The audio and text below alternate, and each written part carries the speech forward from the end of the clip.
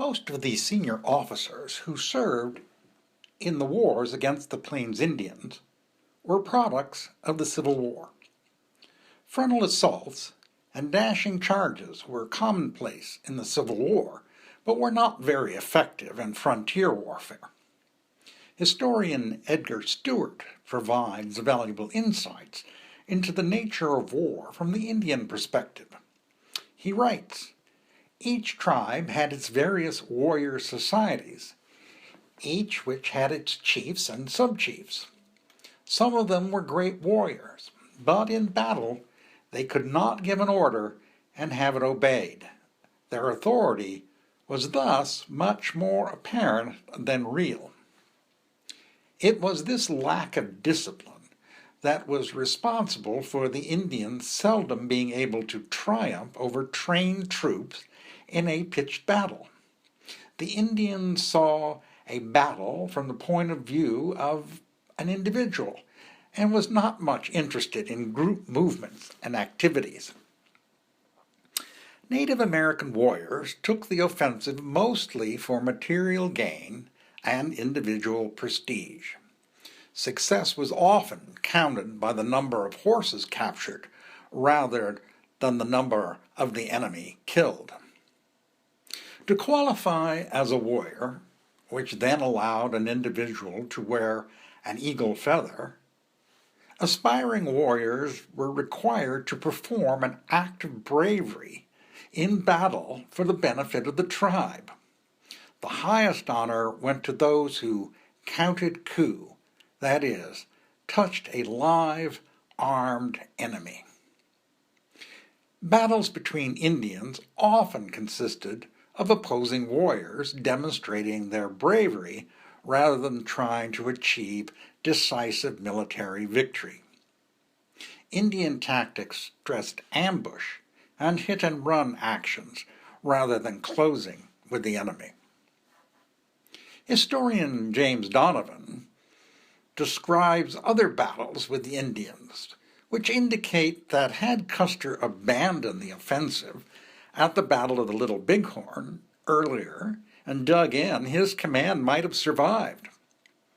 According to Donovan, when confronted with any force of regular troops that held their ground, the Indians usually gave up after making one or two attempts at breaking their ranks.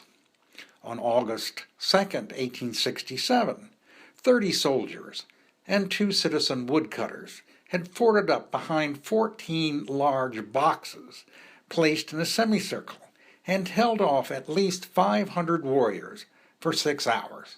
The soldiers lost only 4 men.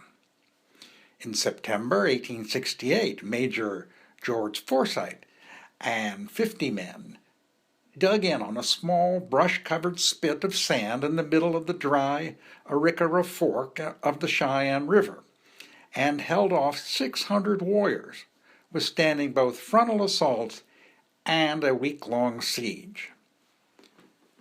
The Plains Indians rarely charged a stout defense.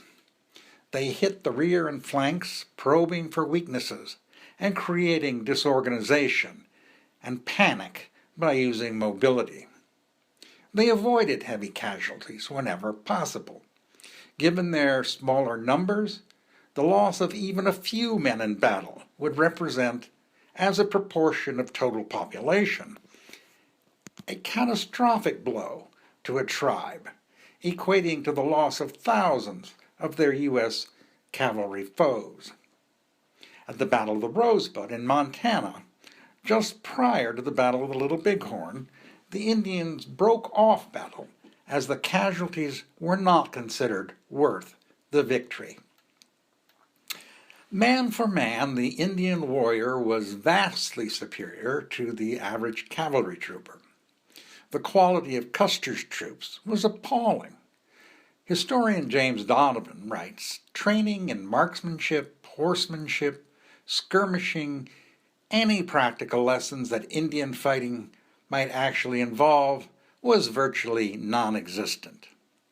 Historian Nathaniel Philbrick quotes an observer of Custer's 7th Cavalry as saying that Sending raw recruits and untrained horses to fight mounted Indians is simply sending soldiers to be slaughtered without the power of defending themselves.